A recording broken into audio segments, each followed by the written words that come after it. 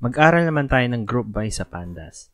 So, medyo, I myself, nung nag-aaral ng group by, medyo nalilito ako on paano ba talaga yung proseso ng pag-group by. Okay, so now, papakita ko sa inyo kung ano yung napag-aralan ko. This might not be the best, but this is how I did it. Okay, I know there's still advanced use of group by, but for now, we will discuss the basics. Okay, so let's start with the Kaggle notebook. So let's import Pandas. Let's import, ang gagamitin nating dataset is from this repository. So you can just copy it.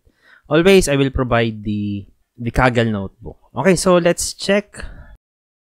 So this is our dataset. So the names, teams, number, positions nila, age, height, weight, the college, and the salary. But hindi yan ipapakita natin. But at a quick glance, makikita natin meron tayong mga blank sa salary. So, mamaya kailangan natin yan. So, we have to delete now. So, tignan muna natin kung ilan ba yung...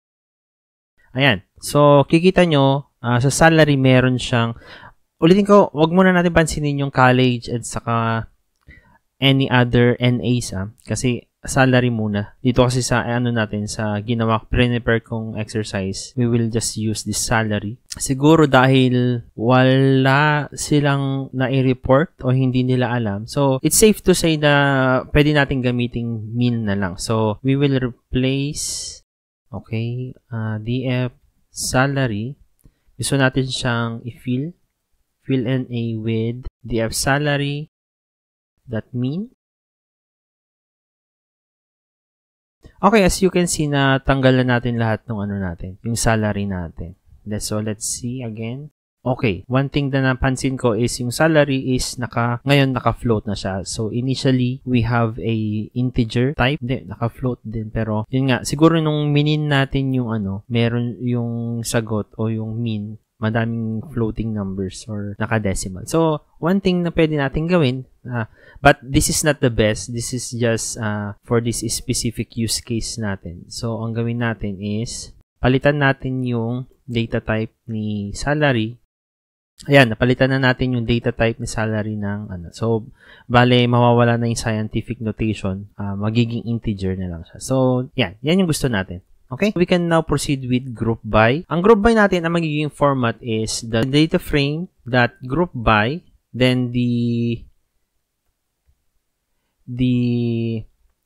column na gusto natin i-group, then itong susunod is the column na gusto nating i-apply yung aggregation. So sa group by kasi, you can apply aggregation. So what are the aggregation? We have sum, mean, standard deviation, variance, max, saka mean, and so on. So, you can also create your own aggregation, but those are the basic aggregation.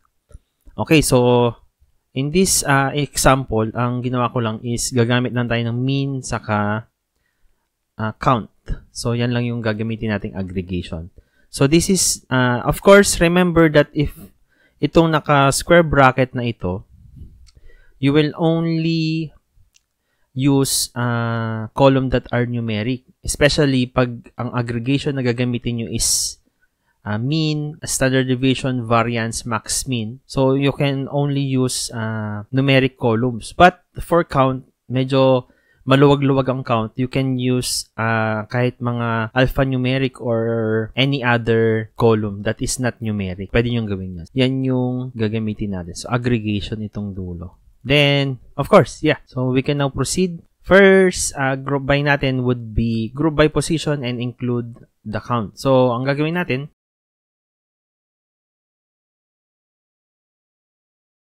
ayan, nag-group by na natin yung mga position natin. We have the center, which is 78 counts. Power forward, we have 100. Point guard, we have 92. Small forward, meron tayong 85. At saka meron tayong shooting guard na 102. Okay? So, as you can see, na pagdating sa count, hindi siya maarte pagdating sa aggregation. Kasi nga, ika-count lang naman niya, bibilangin niya lang. So, it does not have any mathematical operation like unlike mean. So, meron tayo, for example, we can include the salary. Ganun pa rin yung lalabas na numbers natin kasi nga, ika-count niya lang, bibilangin niya lang. So, it does not affect kung ano man yung column, ano yung data type ng column natin. Okay, next. So, group by team. So, team naman tayo and the average weight. So, tignan natin yung average weight kada team. Ayan. Meron na tayo yung average weight kada team. I think this is in pounds. So, yun nga. Hindi natin na i-convert ito into, So, as you can see, Atlanta Hawks, we have 221.27 pounds. Boston Celtics, we have 219.47 pounds. Yun yung mga average weight nila. You can even perform other aggregations, ulitin ko. So, for example, if you want to know naman yung mga maximum nila, kada team, you can just simply change the aggregation to max. As you can see, it will display the maximum weight of each team. Kung siyempre, sa team na yan, let's say they have 10 members, so i-display niya kung sino man yung pinakamabigat doon. Okay? So, let's just change this into mean. Okay, so yan yung ating mean. Next, group by position and their average salary. So, okay, so, ayan.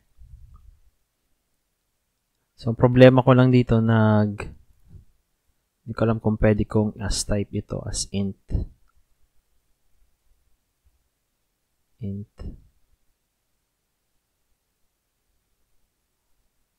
Hindi yata. Pero, ayan. Okay. So, para mas malinaw. So, for center, ito yung magiging average salary nila. I think this is in per year, hindi to per month. So, biruin nyo, kung kada buwan ito, may $5 million sa kada buwan. But I think this is in years. So, this is the average salary per position. So, next group by would be the position and the average weight. Okay, as you can see, ayan naman yung kada weight, average weight ng kada position. So, center, we have, naulit ba to? No, last is just the count pala. Okay? Okay, so that's how you group by position and the average weight. And lastly, we can group by the, okay, so, palitan natin ito kasi may position na. Why not team na lang? So, kada team. Ano yung average salary ng kada team? Siyempre, usually ito yung mga high-paying, ito yung mga umaabot ng finals. Not necessarily, but that's what I think. To be honest, hindi ako ng basketball, kaya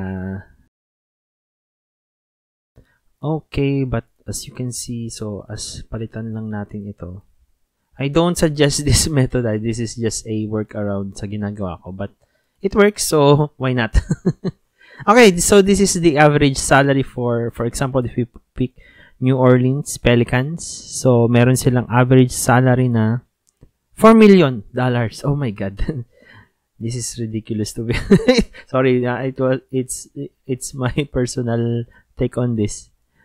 So, Memphis Grizzlies. So, mataas sa Memphis. So, sino bang pinakamataas sa kanila?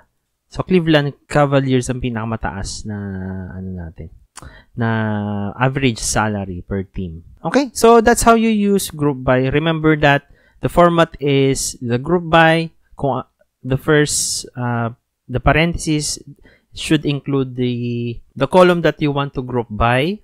Then the square brackets should include it's either numerical or non-numerical column, as long as you are using like mean and such, na gumagamit sila ng mathematical steps. So, dapat aware kayo na dapat numerical column yung ilalagay niyo dito. But for count, hindi siya maarte. So, yun nga, ulitin ko, ika-count niya lang. So, yeah. If you like this video, give it a like. Follow naman dyan. And then, leave a comment kung may mali akong nasabi. Please lang, kung may mga mali akong sinasabi, wala akong problema dun. Sabihin nyo agad. Kasi, nag-aaral din ako katulad ninyo. So, thank you for watching. I hope you enjoyed it. Thank you.